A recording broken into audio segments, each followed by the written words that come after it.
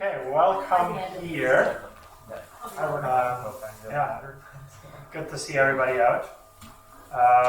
Just a couple of housekeeping before we start. Today we're going to go at speed 1.5 with our lessons, and at the end we want to spend a little bit of time just wrapping up our class and just hear a little bit from you guys what you thought about the class. Give us some feedback, what worked, what didn't work, and just kind of see if there's maybe some lingering questions still from any of the classes. The second part, handouts. You have two handouts on your table. Make sure you have one of each. So the one is a picture. That one I should have handed out at the end of last class. I was looking at the drawing that I had of the three-tiered cosmos, and I figured that just looks horrendous. So I figured I'd give you guys a little bit of a better picture so you can just visualize it a little bit better, and that one's just for you to keep. We're not going to interact with that too much, but just to give you a little bit of a nicer picture. It has a little bit of an explanation on the back as well, so just an introductory to the three-tiered cosmos. The second handout, I really don't like doing that, handing out my basically, the course is outlined on there of the things we're going to go through today, so you can follow along. But because we're going faster and we're not going to spend as much time on certain aspects, especially the aspects that are written out longer on there, like we're not going to do any of those exercises, so then I figured I'd give you guys those notes, and then that maybe helps you to just keep the pace. Just because I'll be walking through maybe a little bit quicker and not as many breaks in between, so that we have that bit of time at the end. And with that said, I'd like to start in a prayer. Is there a volunteer in the group that wants to pray for tonight? If not, I can pray as well. Heavenly Father, we say thank you for another evening, another space and time to just sit down and just think about your word and about the Bible and the things that are written down and the things you have done in our history. And I just pray that, I ask Jesus that your Spirit would be present here in our midst today, that he would guide our thoughts and our feelings towards truth, that he would help us understand you better, and that we would learn to understand the biblical authors better as well. And so I just commit this evening into your hands, and just pray that you would guide us towards truth. Amen. So the last genre that we're looking at is the letters. Not sure how we argued on that, what the reasoning was. Just in my mind, Apocalypse seems obvious one to be lost, but somehow Apocalypse and letters was lost. So, nonetheless, we are looking at the last 21 books in the Bible, as the last 21 before Revelation. Like there's still Revelation after that, but we're basically looking at the last section of the Bible. And there's 13 from Paul, so Paul is definitely the main voice in this literature. There's John has 3 letters, then there's James, 2 from Peter, 1 from Jude, and then the letter of Hebrews, who is fairly unknown. Who wrote that is just a bunch of guesses. So,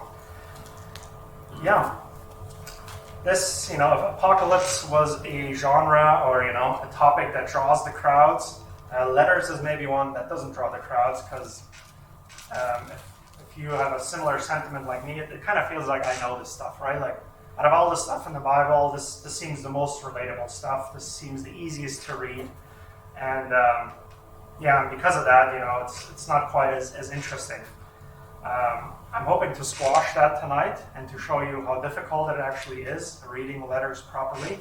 I think it is very misleading that it seems easy to read. I think part of that is there's a you and I language, so it's easy to put myself into that situation, the you and I language. And I actually think we just don't notice anymore how much we don't understand. I think it's almost like by the time we get to the letters, we've learned to do the selective reading in the Bible. Like there's so much stuff that we don't understand, and so we don't even notice it anymore. We actually only understand certain sections. There's a lot of stuff in between that we just kind of blur out. and we just jump from the verses that are familiar to us, that we know, and that we think we know what they mean. So, for example, if I quote Romans 6:23, for the wages of sin is death, but the free gift of God is eternal life in Christ Jesus our Lord. Oh, I can kind of wrap my head around that. I kind of know what that would mean, Things like 1 John 4:7, dear friends, let us love one another, for love comes from God. Everyone who loves has been born of God and knows God. And it's like, I can understand this. This is nowhere near as difficult as apocalypses. But there's also other sections where, if we're honest, we don't tend to take them quite as serious as some other verses. So, for example, 1 Timothy 5:23, stop drinking only water and use a little wine because of your stomach and your frequent illnesses. So, what do we do with a verse like that? Especially when it comes to commands. So certain commands we tend to emphasize and we say, okay, no, this one's important. But then the next one, greet another with a kiss of love. And 1 Peter 5 verse 14. I've yet to find a church that emphasizes that command within the church and makes that a requirement of being part of the community. And so it seems a little bit odd, right? Like, I think it kind of shows. Another good example is 1 Corinthians 7. From now on, those who have wives should live as if they have none. And so you can kind of see how certain verses we take and we say, oh yeah, that's important. I know this, and you need to you need to take that literal. That's ambiguous meaning too. But then the next verse we're like, oh, I don't know what to do with that, and it just kind of filters out. And so one of the goals is to try and find a way to read the letters that we can understand all of it, and that we can account for all of the verses, not just certain ones, that make good bumper stickers, but all of them. And so, with that being said, I also think, because we have the selective reading, I think it is a big source of divide within the church.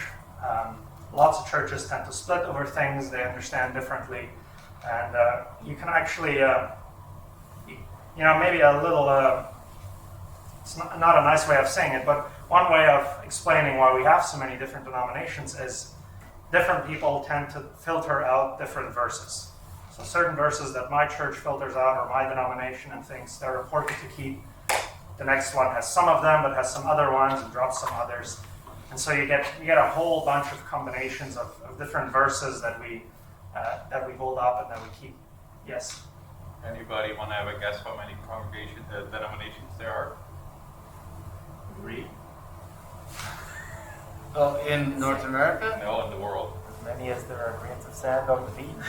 Basically. It's just sand. A couple of years ago, the number was at 36,500. So Probably Protestant, 37 at this point. Yeah, that's the question. Is that all Protestant, or is that like Greek Orthodox, Roman Orthodox, Ethiopian? I assume it would include those two, but I don't actually know the details. But big number. Even if you include, you can include those. You could see how, like the monastic movement probably took 1 Corinthians very literal. From now on, live as though you have no wife, right? Like you can see how maybe our denomination thinks, oh, that's not. He doesn't actually mean it like I should leave my wife right now. There have been movements, that were like, oh, like we should actually do this, right? And so, I think within that, I think there's an inconsistent approach, and the goal of tonight is the consistent approach. How do we get a consistent approach? Well, first of all, there is going to be quite a bit of work involved, and it's not going to feel as easy anymore as it was before maybe reading the letters. But context seems to be a very, very good guardrail system that helps you interpret the meaning. And the idea of context basically is, like in a nutshell, the first meaning of the text is always to its original audience. That's always the first meaning. And that is a meaning that doesn't change no matter who interprets it. And so if we can figure out that first meaning and use that as a guidepost, then it kind of prevents us from going all over the place with all the different interpretations. So context tries to go and see, okay, what was the meaning in that first setting, in that first audience? And this is where a lot of work has to be done. And this is where it's really hard to just get at it simply by reading the Bible. And you kind of need some external sources to help you understand, just because we're so far removed from those settings and from that kind of thinking and that kind of worldview. One of the handouts I gave you tonight kind of shows it's just a completely different way of looking at the world around you. And so it takes quite a bit of work to reestablish that context to help you find that original meaning. But it's not impossible. It is hard, it is work, but it's not impossible. And I think with some healthy habits, you can actually get there. I say easily. So, biblical context. Where are we in the story of the Bible so far? 5 covenants. Who remembers the 5 covenants from Moni's class?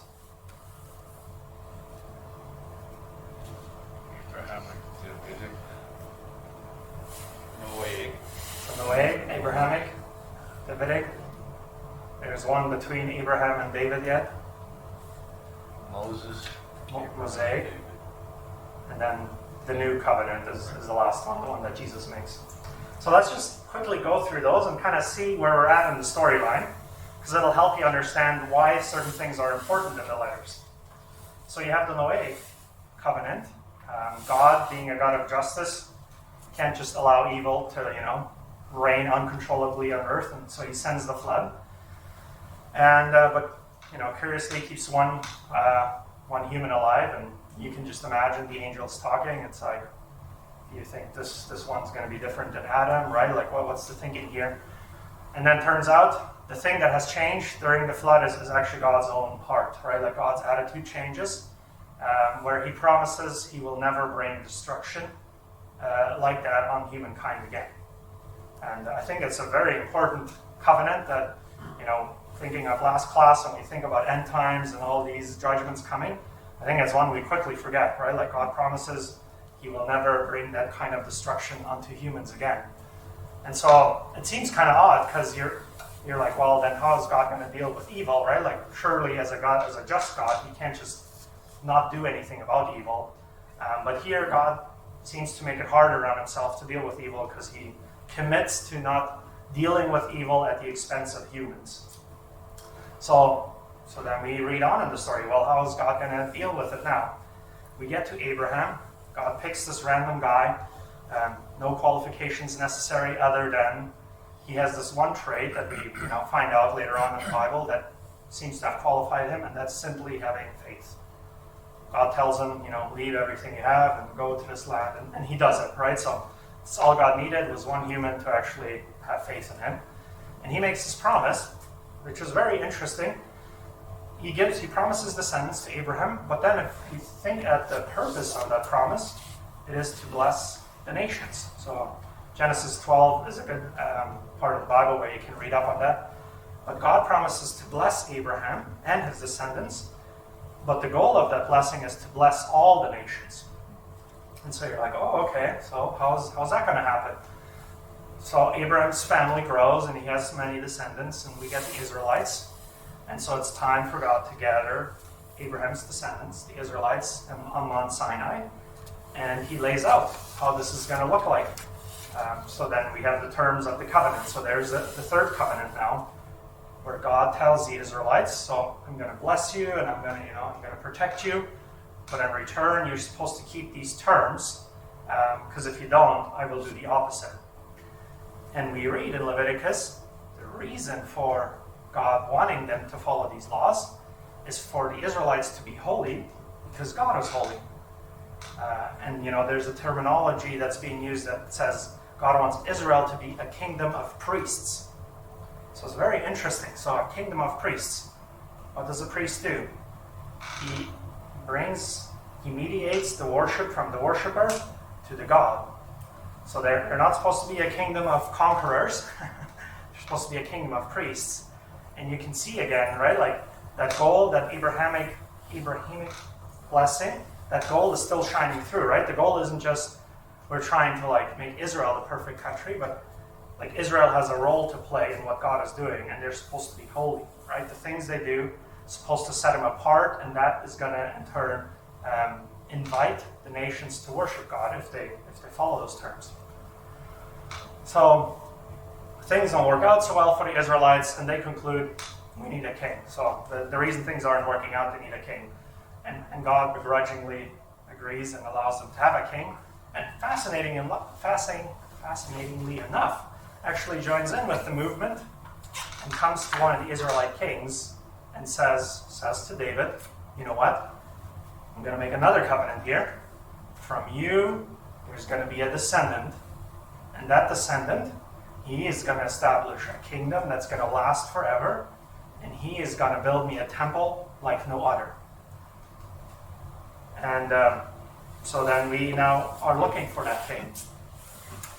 The Israelites, meanwhile, they're not really fulfilling their purposes as kingdom of priests, and Kings paints a very bleak picture of that. They're all getting a thumbs down. One king after the other just keeps failing. So it's none of those kings that is going to bring this about. We get to the New Testament.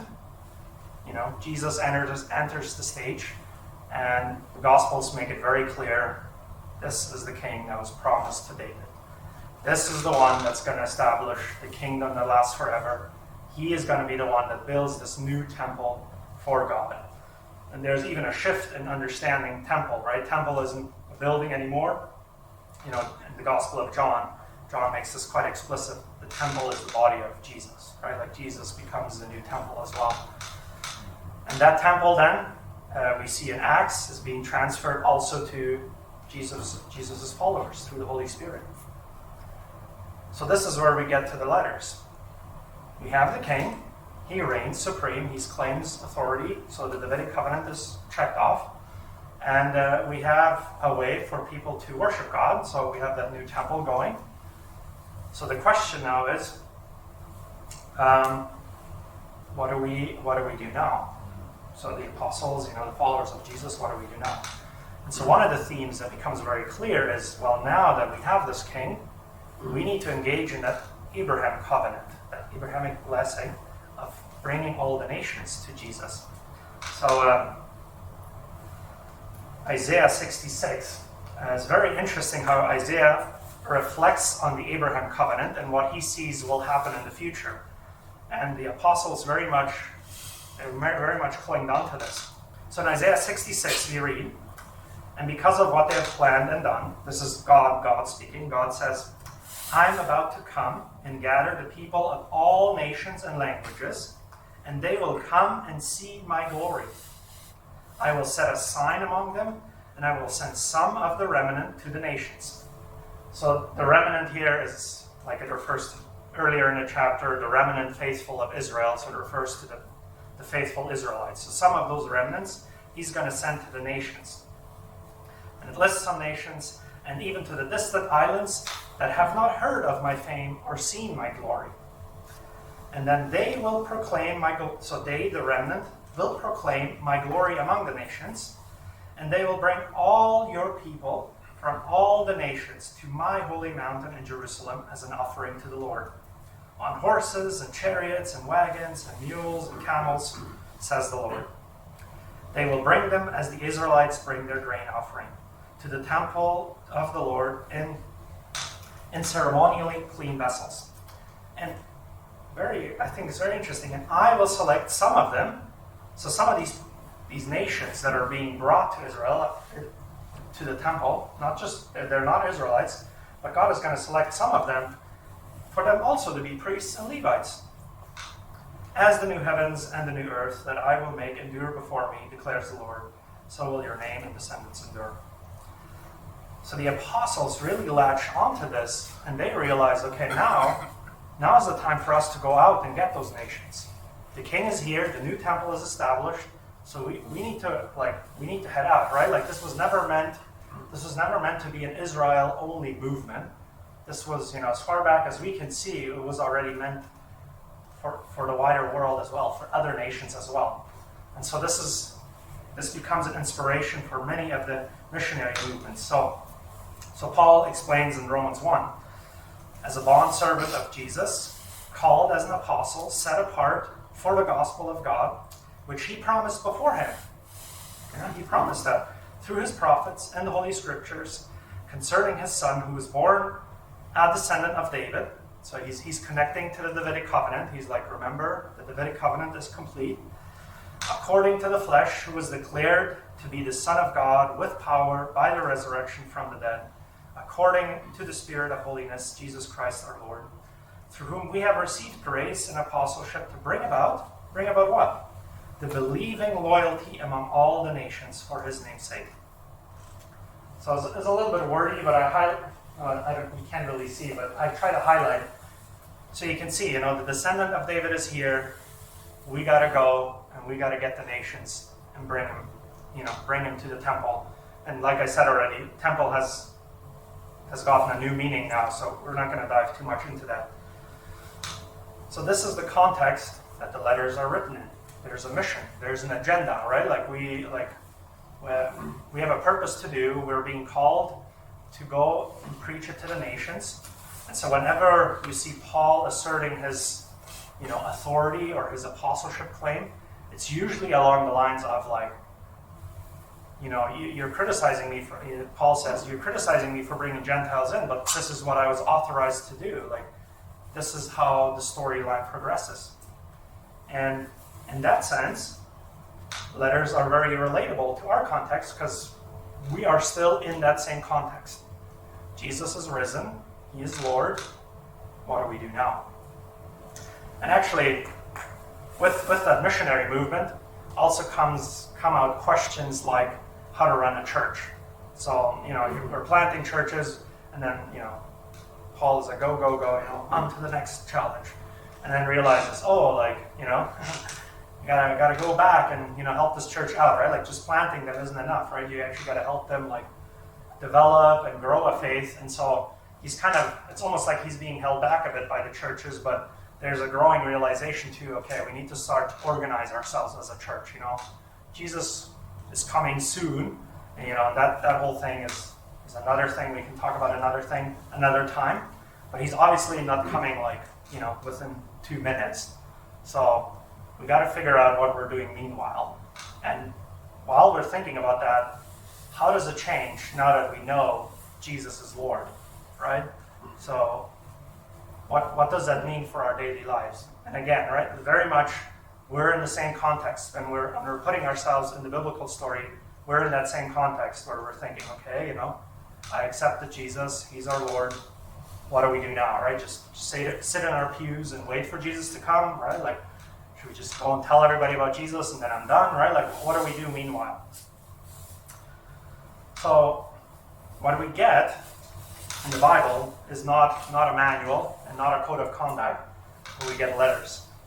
We get to see firsthand what it looked like in their cultural setting to apply this idea of Jesus is Lord, and how do we restructure our lives according to that idea.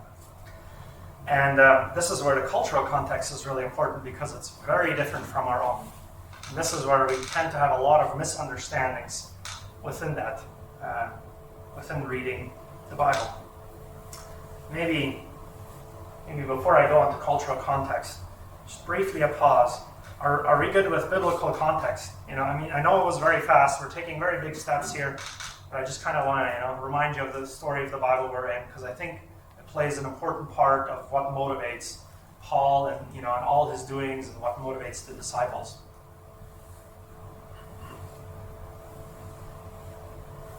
Okay, I got a couple of nods, so I'll take that as a cue. We'll go on to cultural context. Cultural context. We're in the Roman Empire.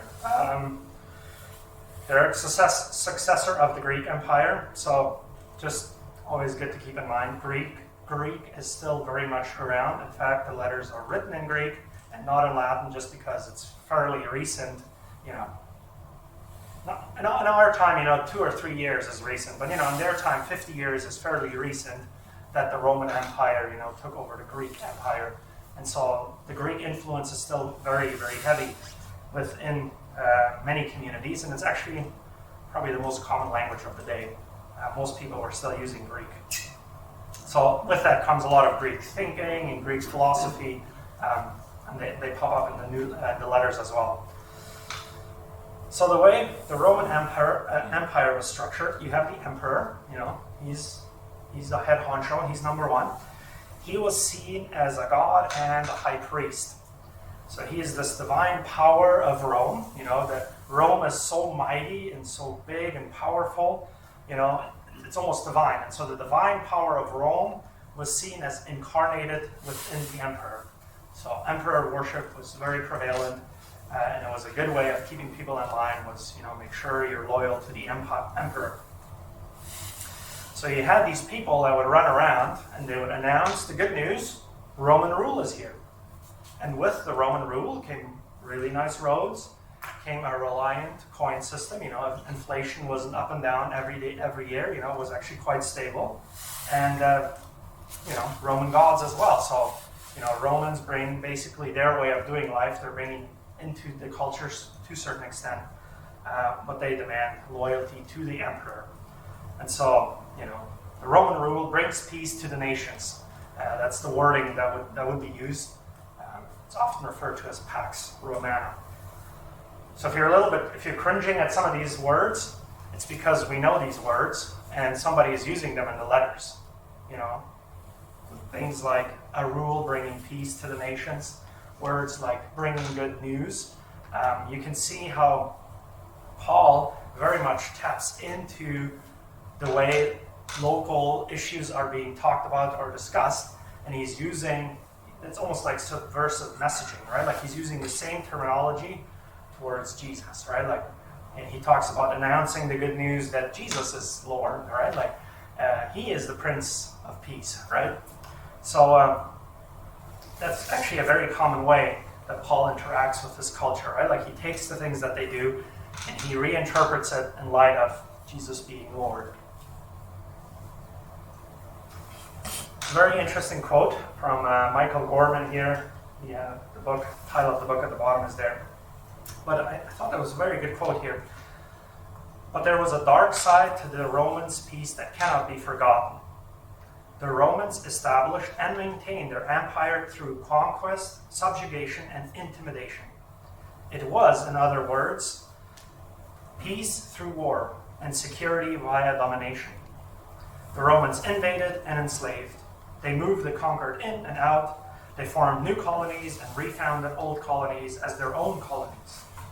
They imposed taxes and tributes to maintain the empire and its peace among the subjugated. They had a deterrent to make sure that those who might threaten the peace understood consequences. Crucifixion. So remember that one. Well, I'll come back to that in a little bit. So you can see there's a way in which Rome gets its peace. And I think Paul very much plays on that when he talks about how Jesus gets his peace and the way he goes about establishing his rule. I'm already, so I'll leave that for now. So that's the Roman Empire. We have honor-shame culture. That's the second aspect we want to talk a bit about today. In an honor-shame culture, everything is about your reputation, your esteem among your peers, among family members, community members.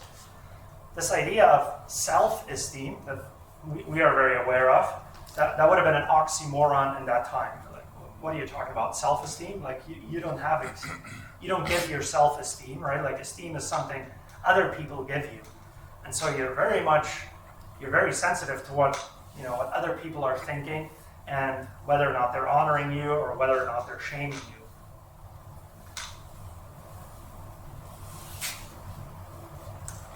Esteem in the Greek word is dokeo, which means to be recognized, and it has its root in the Greek word doxa, which is often translated as glory or honor. So often when you hear Paul arguing very hard or very heavily, you hear him talk about things like this will give us honor, or like that doesn't give you honor, or like that they're telling you this puts you to shame, but it doesn't, right? Like, so he's always using these words, shame and honor, glory. So it's important to note that when you read the letters, because those are things people in that audience would have been very sensitive to, because that's what we worry about every day, is shame and honor. Oh, there you go. Good, strong arguments are always along the lines of what brings shame and what doesn't. And so naturally, the way honor works, if you have one member in the group that is being, obnoxious or isn't following the rules, that one member is bringing shame on the whole group. Now we're all embarrassed because of that one person. So one of the things we do is we make sure everybody in the group sticks to the rules. So peer pressure, we view it as very negative, peer pressure, but peer pressure was seen as something good, something valuable that I can use to help me not shame the people around me, because I don't want to shame people. I don't want to be the one that's shaming everybody. So peer pressure was actually welcomed in this community. So talking about things that bring shame and things that bring honor, a little side note. We just talked about what crucifixion means in the Roman Empire.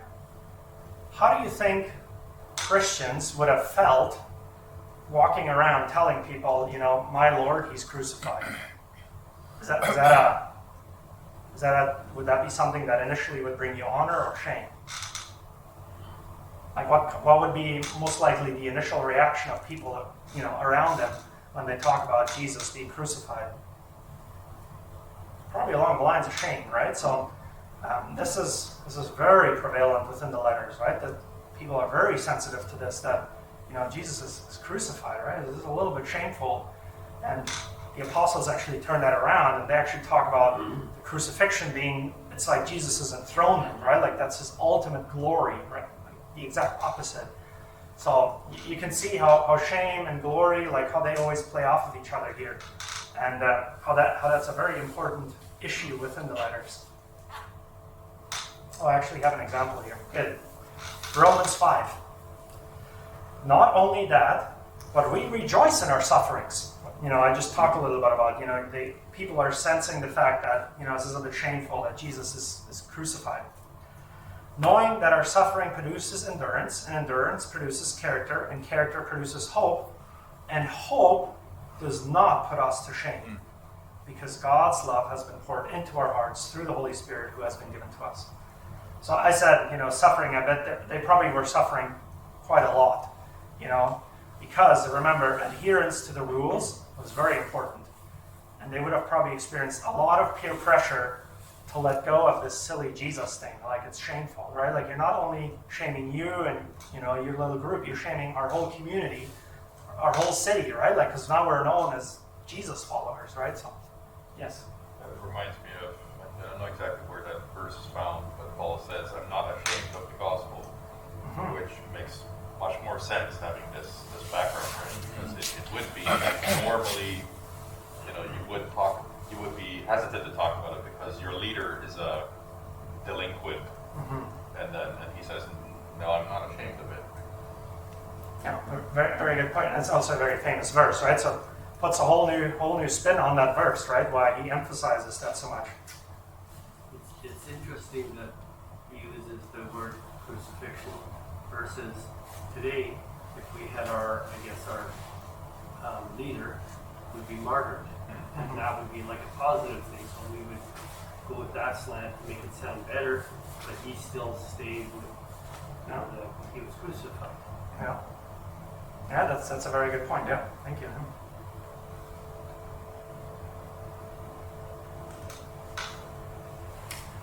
One last thing on cultural context. I have a nice little graph here.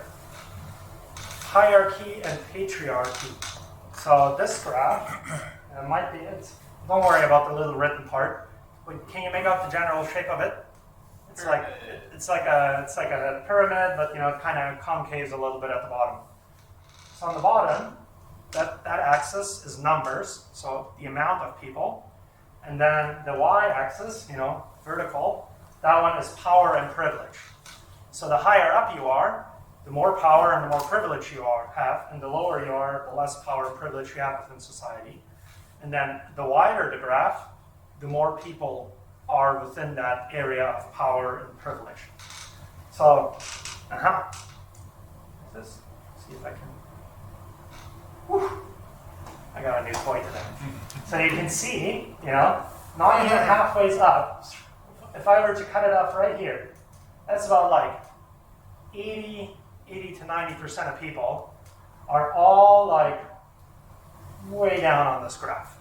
I don't know, like for 80 to 90% of people in the Roman Empire, survival was all they could think about, because they were fairly far down the pecking order, right? You have one ruler up here, that's the emperor. You have the governing class that, you have to paint them, but they were very slim. And then, you have some priests and some retainers, some rich merchants that maybe made their way up there. But other than that, vast majority of people are day laborers and slaves. And then even down here, you have a big section of unclean and degraded, and then the expendables. So expendables would be people like widows or orphans. They're not really contributing to society. If anything, they weigh us down. So if they were to die, they're expendable, right? So, and they're not even working or producing value. So that's kind of how they would have been viewed within that culture.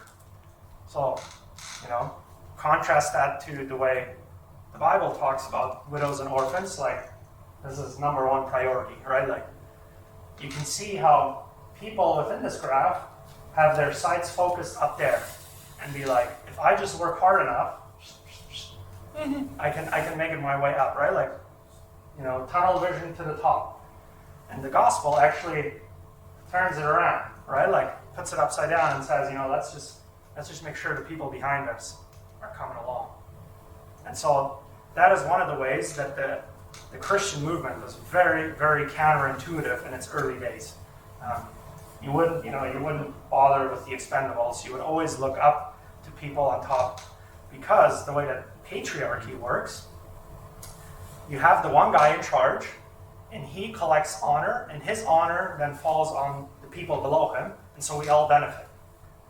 So, if I just help my general, or I help the person that is in charge of me, then I benefit from helping him gaining honor, because it reflects good on me as well.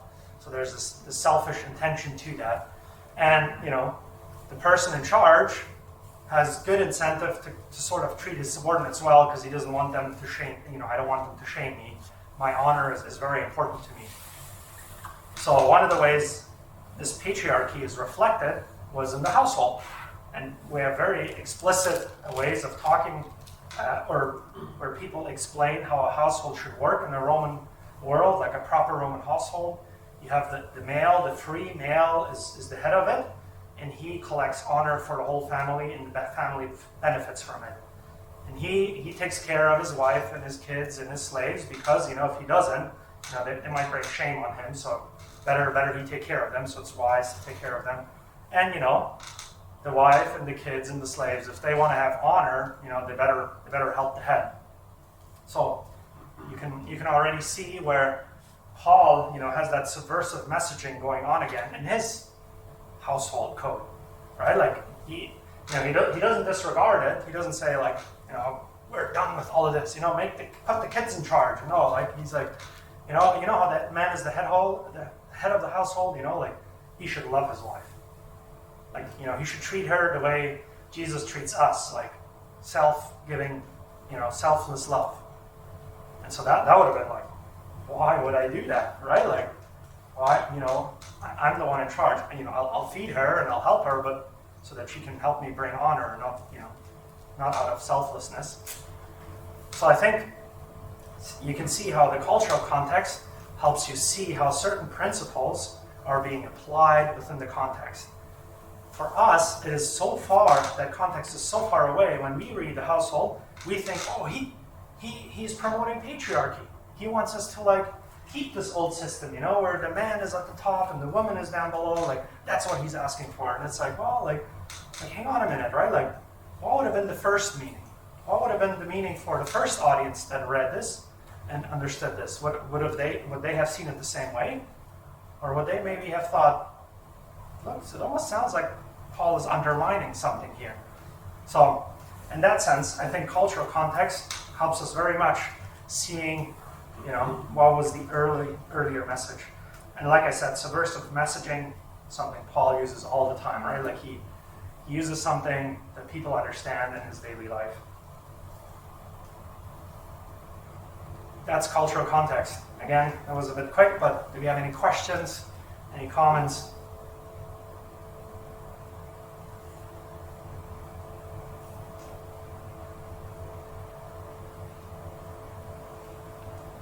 I will keep going. So, cultural context was broad culture. Situational, we're starting to zoom in, as in like, specific letter. Like, what is the situation? What are we talking about? What is going on in this specific situation?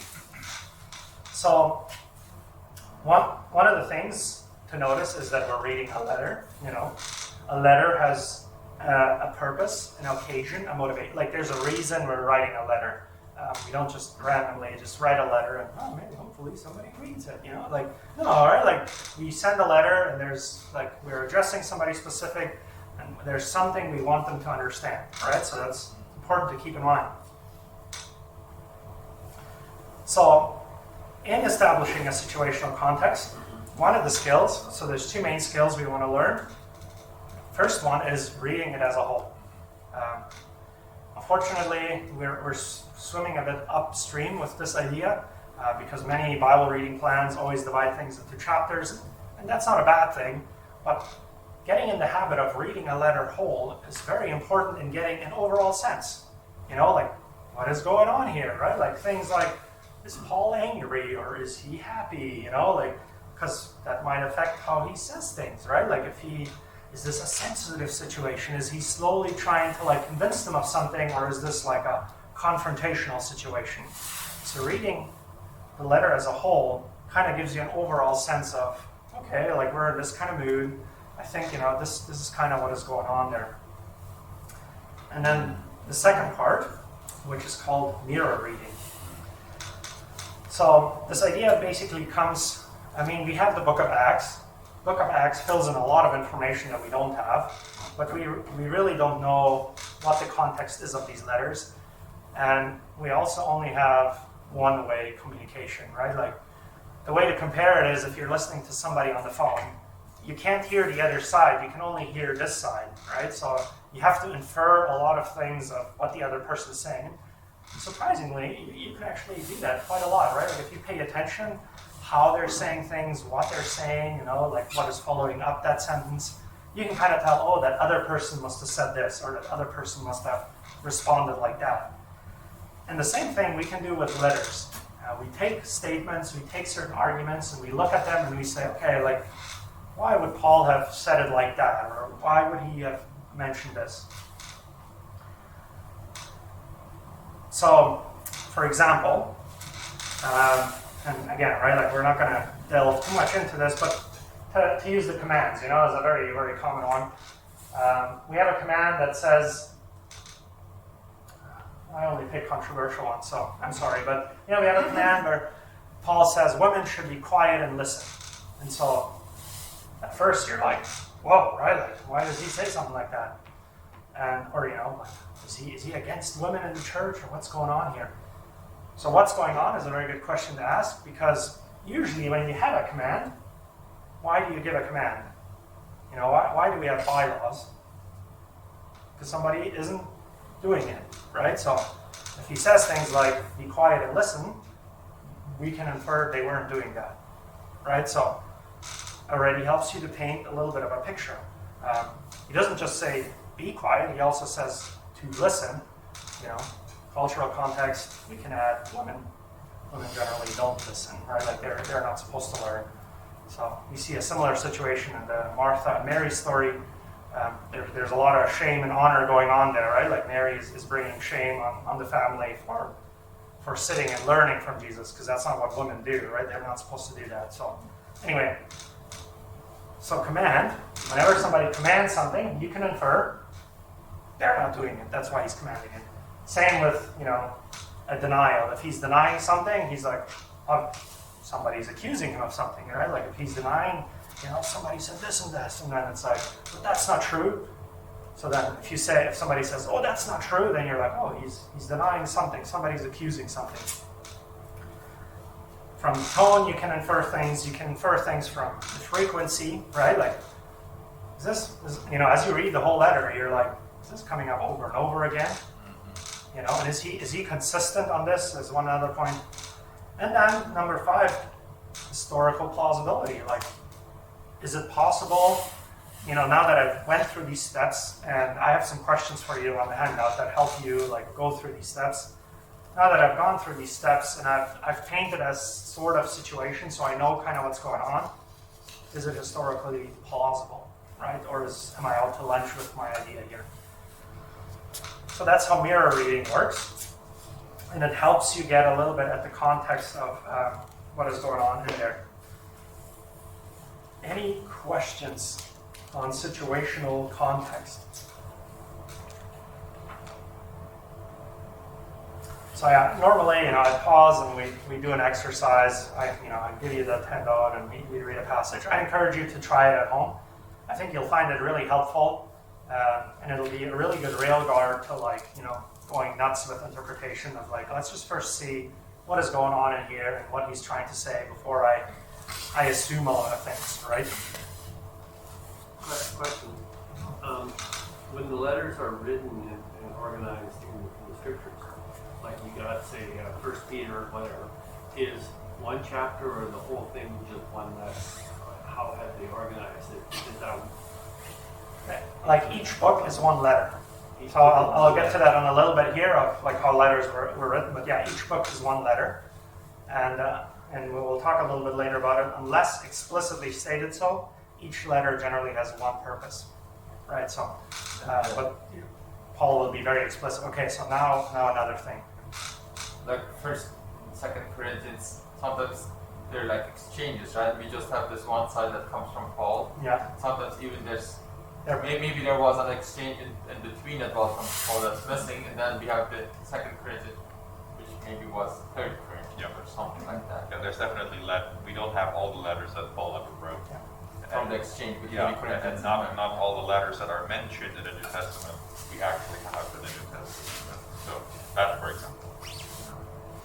Yeah, that's a very good point too, right? So we have fragments of a conversation in that sense too.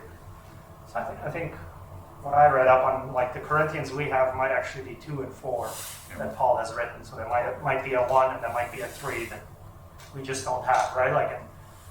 We can be frustrated about that, or we can rejoice that we have some and we work with that, right? So, but there's work to be done to ensure we're reading it properly and interpreting it properly. Literary context. So before we dive into literary context, I think it is very helpful to understand how a letter was written back in the day. So when we think of letter writing, you picture maybe somebody, in a silent room, maybe by candlelight, and they're just writing out their own thoughts. And maybe if they were a bit richer, they maybe had a secretary that would dictate, that person would dictate, and the secretary would write it down. That is not at all how these letters were written, not even close. So one of the things we know for sure, there's co-senders. So Paul wouldn't mention his co-senders, so Timothy is a frequent one, Silas comes up quite a bit. He wouldn't mention them unless they significantly contributed to the letter. So one of the things to realize is that letters were very expensive, very, very expensive. So Romans or Corinthians is estimated to cost around $3,000 in our money today. So if you imagine a missionary sending a $3,000 letter, that is very expensive, and I'm not just going to ramble some crazy thoughts on there, right? I'm gonna make this letter do what it's meant to do, and you actually get people involved. So hence the co-senders, right? So you bounce things off of Timothy and Silas, and you get information from people. Oh, that church is actually struggling with this. We should make sure we add that, right? The church really needs to hear this or that. So they did. Not everybody had the means to write. Probably a small amount of people could actually write and read. And so we'll get to that later too. Like not everybody could read, so these would have been things that you keep in mind when you write the letter. So you make multiple drafts. You're spending $3,000 on it. You're not just going to, send out your first draft, your first thoughts that came to mind. Like you're gonna start to organize your thoughts. You're gonna make sure things make sense and they flow nicely, not just some rambling like the way we would write a letter. And so composing a letter would actually take a significant amount of time before you then pay the scribe to get her done and to send that letter. So for me, that was very enlightening. I was like, oh, wow, right? I've never really pictured writing letters in that sense. But, that's because, again, they're very far removed from us. Almost as much effort as people put into writing books nowadays. Mm-hmm. Not as an exchange. Yeah, exactly, yeah. And another fun fact, Paul's letters are abnormally long. Okay, so I'm going to give you some numbers here. So Paul's letters, they range from 300, that's the smallest we have, to 7,000. So 300 to 7,000 words. The average letter, that gives him an average of 2,500. The average of the day was 87.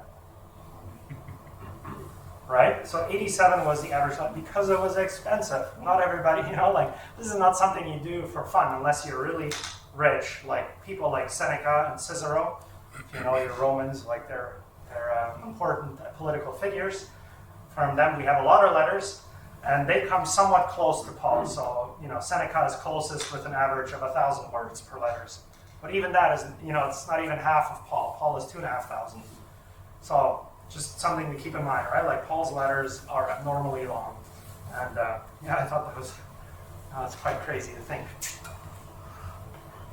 Lucky for us. So, we were talking earlier about, it's too bad we don't have those other letters. We actually have surprisingly a lot of information, if you consider. So, now we get into a letter template. What does a letter look like? So, you imagine Paul, he's sitting down with his co-senders, they figure out what they want to write, the things that need to be said, that need to be mentioned. They go to the scribe, and the scribe tells them, okay, this is how you send a letter, right? So there's a certain template of how you would send a letter. The first is an opening address, and so I have some notes on your handout too. In the address, you mention who is sending it, who's getting it, and the greeting. That's very standard. It's a very formal thing of doing it. Then there is a Thanksgiving. This is very normal. A lot of people would do that in their letters. And in that Thanksgiving, you would often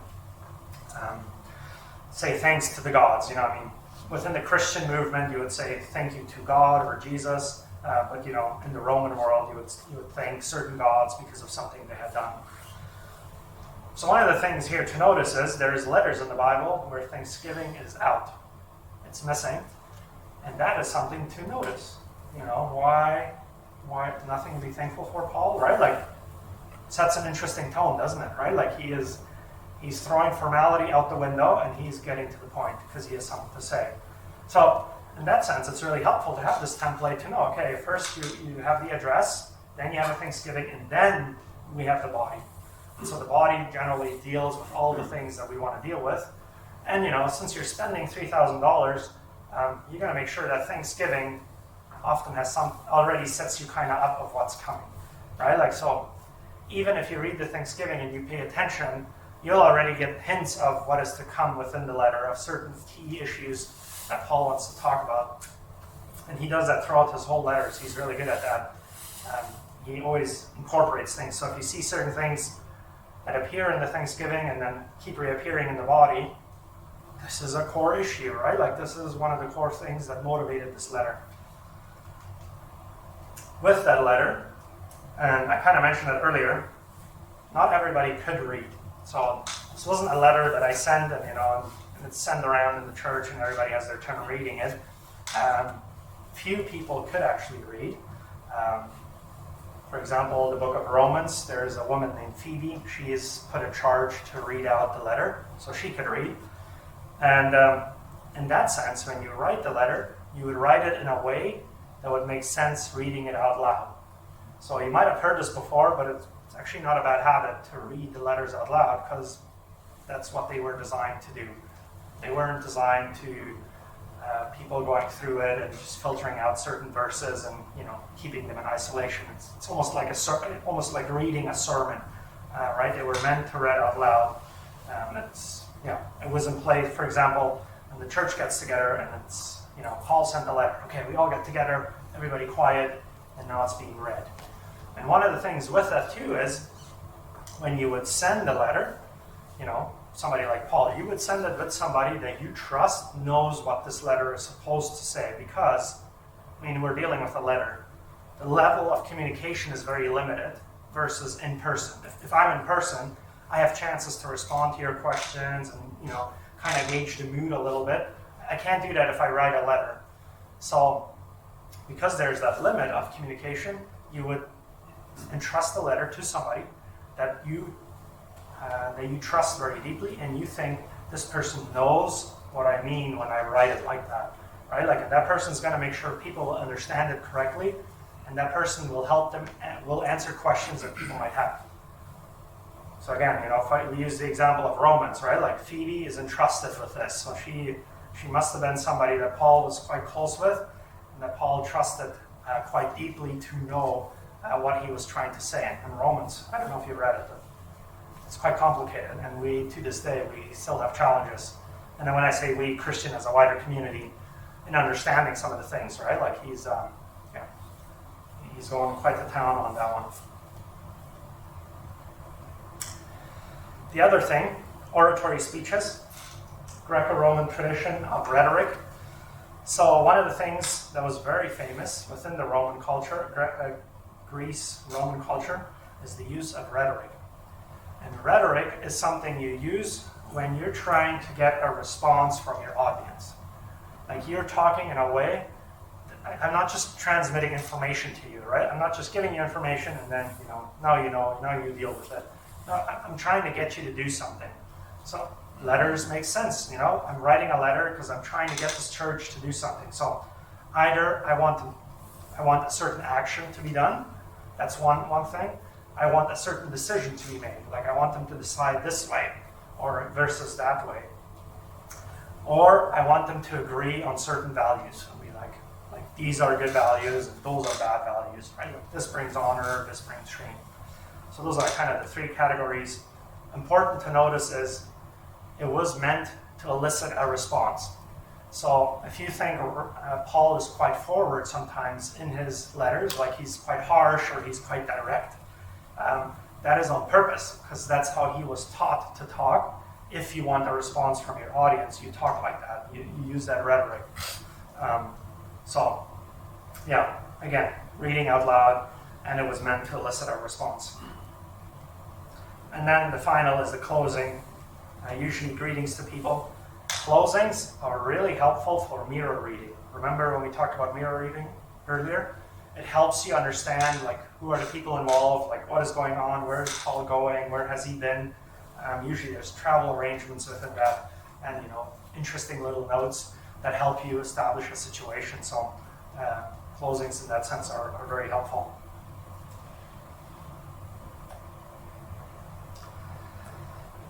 Finally, tracing an argument within a letter. So, we had the template, the overall. So now we're zooming in a little bit on the body, like the main part of the letter. And we're trying to see what is the main issue going on. Because generally there is one main issue within each letter, unless Paul explicitly says so. But generally there's just one issue. So how do we trace this argument? Again, if we had more time, I'd make you sit down and maybe go through a letter. So I gave that on your sheet. You have some questions. I encourage you to try it at home. You isolate all the paragraphs based on thought units. Lucky for us, many translations already do that for you, but just know the reason that's a paragraph is because somebody has made the decision that this is one thought. This is one thought of Paul, and then the next paragraph is the next thought. So then you study first you study the main points of the opening paragraph, because actually quite similar to the way, at least the way I was taught to write essays in English 12. You have your opening statement where you kind of establish your main points, And those is good to pay attention to because they will reappear throughout the letter over and over again. So then once you study the main paragraph or the opening paragraph, then you go through all the other ones and you see how each of them is connected to each other, right? Like, and that's kind of how you trace an argument. You see, okay, he's making this thought here, and then he's making that thought, and how are these connected? Is this a contrast? Is this a complement? And then you kind of trace it like that through the letters to kind of see where is he going with this argument, and it gives you a really good sense of what the letter is about or what he's trying to establish. Because, like we said, he's making an argument that is supposed to elicit a response, right? Like he's trying to get people to do something or to make a certain decision. And that's the main goal behind writing that letter. That is literary context. Any questions? I know it's a lot of information, so I'm hoping the notes will help you a little bit with that. I get this station. I have just farmer television. I just got an antenna. I've got this station called TCT from the States there, and they have this thing where they called Ask the Pastors, and it's brutal just how often they isolate a text or different preachers on radio or TV or whatever. They'll take isolated text, like, like for example, let's say, by a stripe you're healed, let's say, like somebody will say that means your physical healing, but it's just like when it's actually means my spiritual liberation.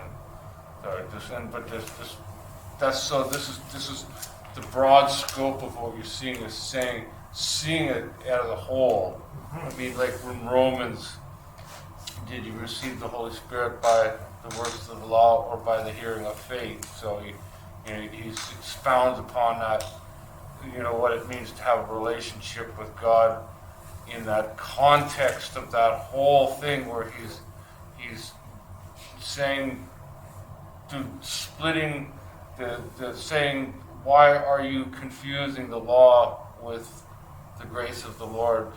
And he goes on and on and on about it, so it becomes so crystal clear in the minds of the Romans.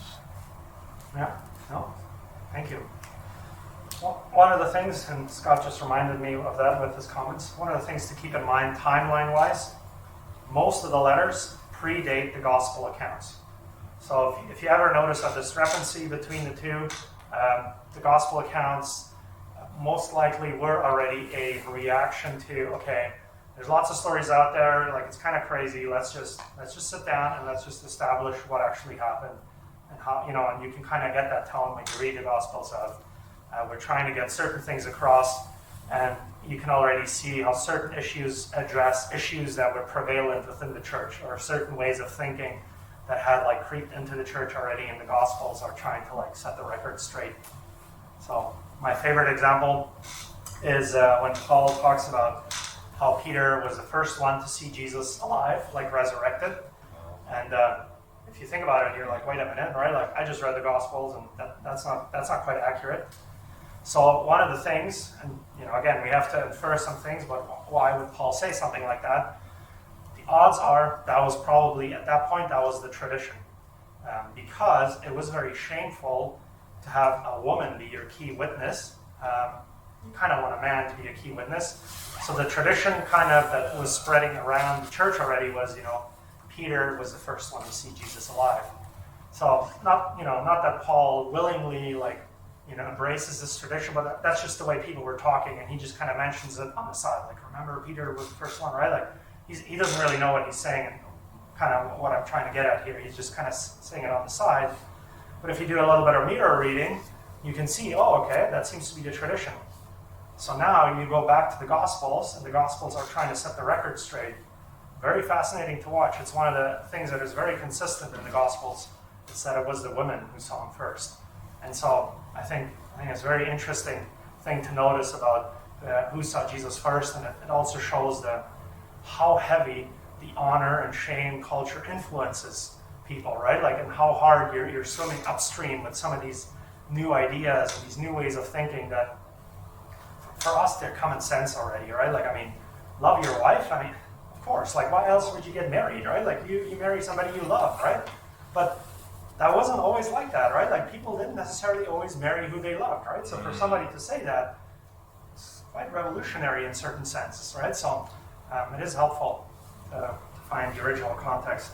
So, like, when you were talking about Peter, then, the context would be that Peter was called to be an apostle, and Mary saw him out of the grave first, but Mary wasn't called to be an apostle. So the context is that Peter was called by Christ to be an apostle, therefore he is a witness on paper. Yeah.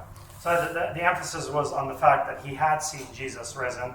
Yeah. Like the fact that it was first, right? Like it's a little detail that you know he says, because that was the tradition, but you know the gospel accounts seem to have found that to be an issue that they wanted to set the record straight later on, which I find is interesting. Remember, I guess I didn't. The things we don't have in the Bible and in the letters is we do not have a code of conduct for a Christian church, and we do not have properly developed theological essays. Like, you know, if you read Mere Christianity by C.S. Lewis, like, this guy has sat down and he's made sure his theology makes sense, and he's like explained it. We do not have something like that. We just have a letter. And a letter is just me writing something to you. I'm not, you know, and I'm trying to get you to do something. Paul is trying to get the churches to do something. He's not trying to explain theology. And, you know, there's discussions to be made. Did he think, you know, 2,000 years later, we'd still be reading his letters and, you know, doing what we do to his letters? Probably not, right? Like, I mean, he expected some of the churches to read it, obviously. Like, he's like, oh, pass this letter on. It has some good things for the other church as well. But other than that, right, like, he didn't sit down and write like a Mere Christianity kind of book where, you know, he fully explains why he thinks what certain ways he thinks. And I think part of that is simply because the new covenant doesn't involve, you know, the same kind of law that we had with the Mosaic covenant. The Mosaic covenant had a certain kind of law that was spelled out clearly, but I think, and we can read some of this in the prophets, the vision actually eventually became that the law was written on the people's hearts.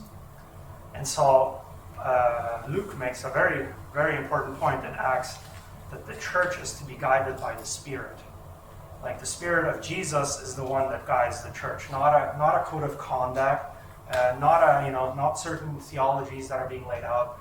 Like if your church wants to follow Jesus and wants to do the way he thinks a church should run, you need to get in tune with his Spirit, and you need to allow him to lead your church. And so that very much becomes the focus, and I think is one of the key principles among a lot of the letters, why some of the commands are given and why some of the things are done. So, yeah, we don't have a code of conduct, we just have letters. And what we do have is what Jesus is Lord looks like in the cultural setting of a Roman Empire. Our challenge today is to, what does it look like in our setting, you know, our culture, and which parts of our culture do we embrace? And, you know, like, that's not a bad thing. And which parts of our culture do we say, here we need to set ourselves apart, right? Like to show the people who God is. Again, right? The setting apart, being holy for God is holy, that is not to, you know, so that I can be better and I can be smart, but it is to show who God is to the people around me.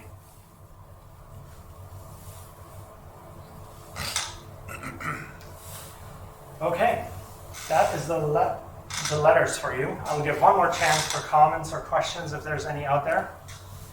And then we'll have a little bit of a break, and then we'll come together and do some discussions. We're free to keep talking about letters if you want to, if you have some, you know, things you would really like to talk about, but at that point we'll open it up to some other comments or feedbacks as well for the whole class.